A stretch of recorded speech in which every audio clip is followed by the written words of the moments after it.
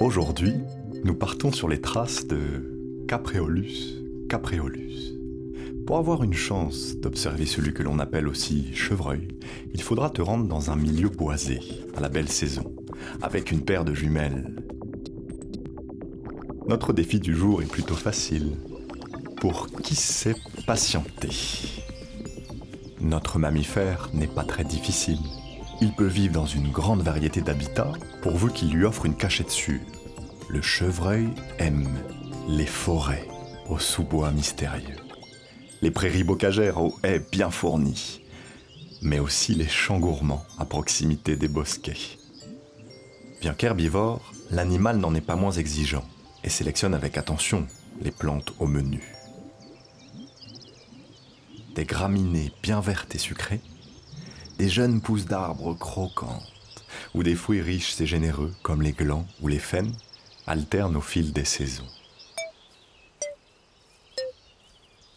Le chevreuil se déplace souvent le long des lisières. C'est donc ici qu'il faudra mener notre enquête. Parmi les fourrés, tu verras peut-être des herbes couchées et un petit sentier se dessiner. Ce sont les chemins des animaux, aussi appelés coulées. Suis ces pistes pour découvrir qui les utilise, en cherchant des empreintes. Bingo! Ces deux traces courbées entre 3 et 5 cm de long, se terminant par des pointes bien marquées, sont celles de notre mammifère. Mais cela ne nous dit pas s'il est passé aujourd'hui ou il y a 10 jours.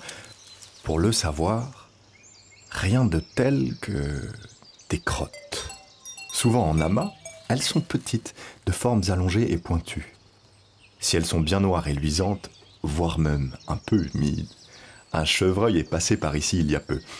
Mais pour le voir, éloigne-toi des traces que tu as repérées et essaye de te fondre dans le milieu. Si tu es discret et bien silencieux, peut-être auras-tu la chance de l'apercevoir tôt le matin ou en fin de journée.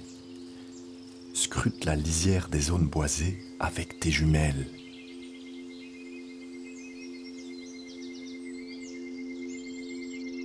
Trouvé, il est là, caché dans l'ombre à l'orée du champ. Seul le mâle, appelé brocard, porte des bois sur son crâne. Plus ils sont grands et ramifiés, plus l'animal est vieux. Ils lui servent lors du rut pour gagner les faveurs des femelles, ainsi qu'à défendre son territoire face à ses rivaux. Et contrairement aux cornes des vaches, les bois tombent tous les ans à l'automne et repoussent ensuite au printemps. Mission réussie.